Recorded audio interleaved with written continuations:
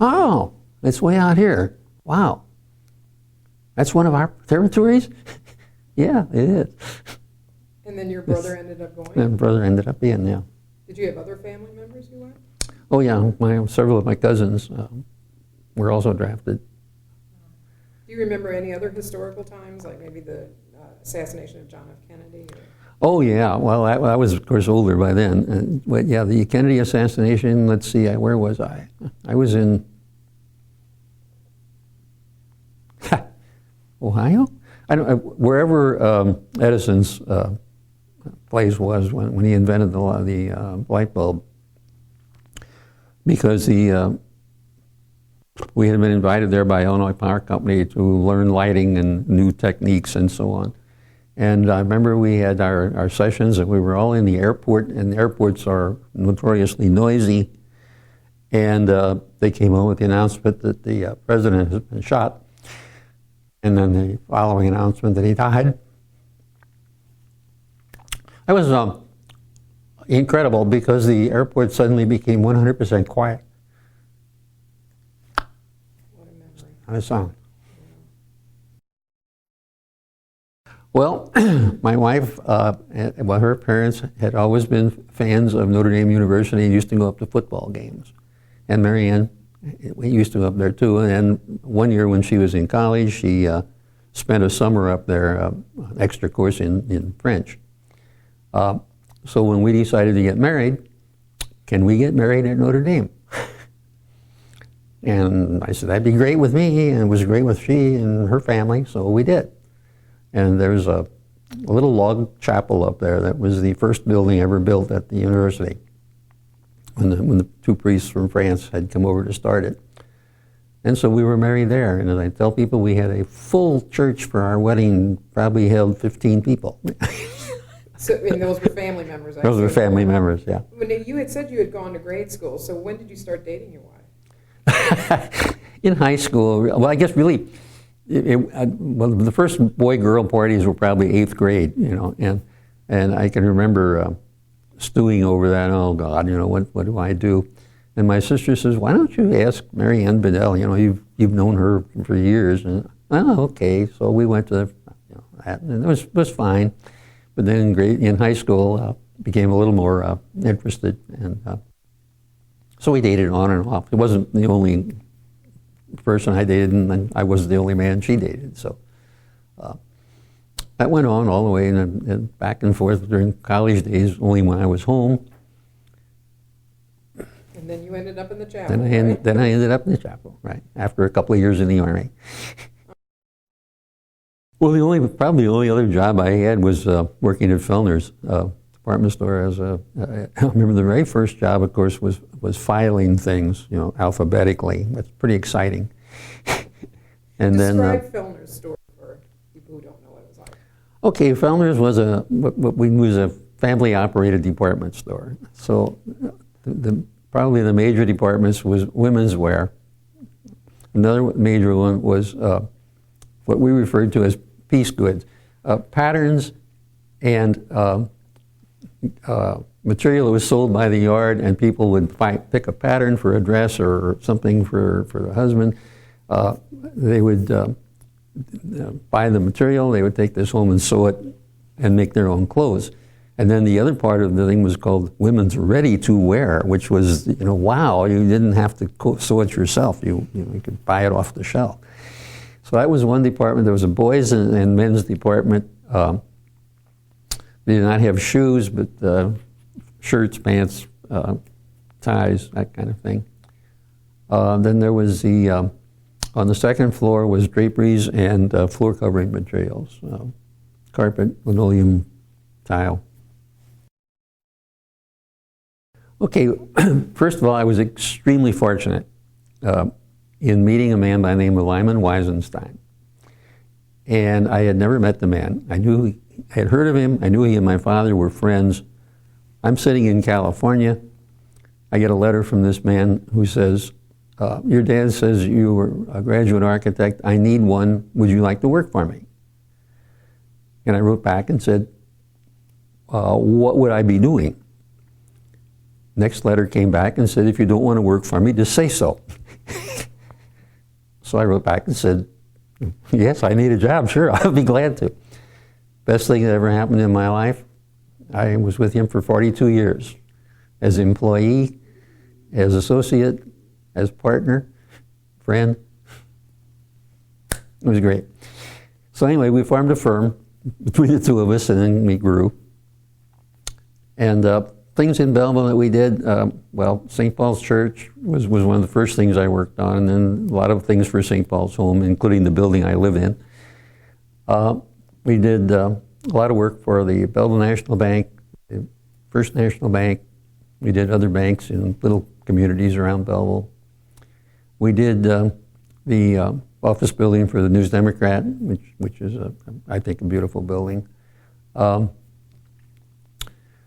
Let's see, what else? Well, we did the St. Clair County Jail. We did that building. In joint ventures, we with another firm, we did Belleville Area College, the first buildings there. We did the first buildings for Belleville East High School. Were you involved with Meredith Home at one time? Oh, yeah, I worked on that. Meredith Home, of course, was the old Belleville Hotel. And when that went out of business, it ended up being bought by the Catholic Diocese of Belleville for a retirement home. And it needed major renovation inside, put up to fire code standards and all that sort of thing. So I did a lot of that.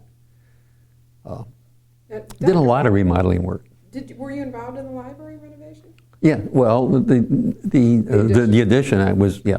The building we're in and the elevator and all that, yeah, that was our. Tried to make it look a little bit like the original building, but still modern. That's incredible. What was your favorite project? Do you know? My very favorite project was over in Indiana. There was an order of Catholic nuns, Benedictine sisters of Ferdinand, Indiana, which I had never heard of. We had already done some work for an order of sisters in Ruma, Illinois. We had also done the Poor Clare Monastery in Belleville, which is an order of contemplative nuns. But on the basis of those two, we got the job over in Indiana. And working for the Benedictine women are incredibly brilliant. Virtually everybody there had at least a master's degree, and about half of them had a PhD. And they were teaching high school and college. And it was the job, I said it was one of my best jobs because it was major remodeling of a huge building. But they knew exactly what they wanted. They had the answers to every question I could ask. They knew what their finances were. They knew what they could afford and what they couldn't. And I could ask questions and I had answers. And it was, oh, why didn't I have other clients like this?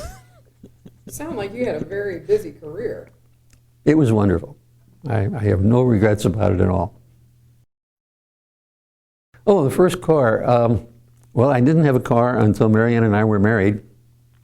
And her parents sold us their car when they bought a new one. So we bought a Plymouth for $500. And that was it. How much was a tank of gas back then?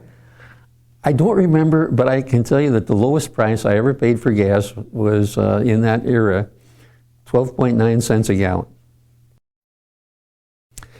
Pineapple upside down cake. Favorite ice cream?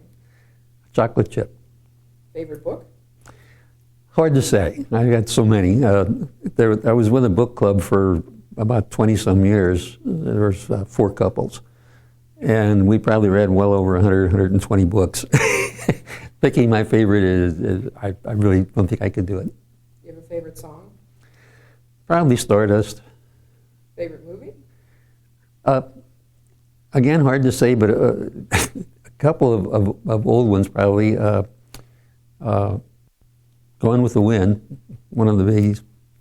One that I really enjoyed was An American in Paris, which was, what was his name, Gene Kelly and Leslie Caron. And brilliant photography, and they did some wonderful things with color, and really got my, I think I saw it 5 or 6 times. Favorite season? Fall. Favorite holiday? Christmas. You have a favorite restaurant? Um, I guess at the moment, my favorite restaurant would be a German restaurant out in Muscuda called the Romertopf. I like German food. Do you have a favorite color? Blue. That is a really good question, and I honestly don't know how to answer it. There are so many. Tell me a few. Well, my wedding day, obviously. My graduation from college. The day I left the Army. The day I was discharged. The day I met this man, Lyman Weisenstein. You didn't talk much about being in the Army. When were you in the Army? I was in the Army for 2 years. It was interesting. After I got out of college, I had a job for 3 months with another architect, and it was kind of common in those days that after 90 days they would tell you that they want you to stay, or maybe you go to look for something else. And so the 90 days was up, and I said, well, what do you think? And he said, oh yeah, of course I want you to stay. And I said, oh, wonderful. So I went home delighted, and believe it or not, true, in the mail, my draft notice. Where did you end up going?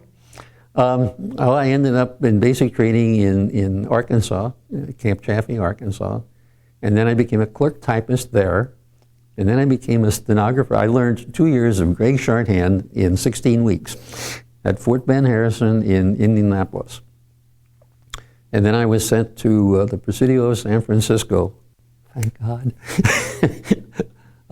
Beautiful place. And so I spent 15 months there then as a clerk in a military police battalion. So once in a while I had to put on the military police outfit and play like I was a cop. If you could write one note about yourself or your wishes for all the future generations to read, what would it say?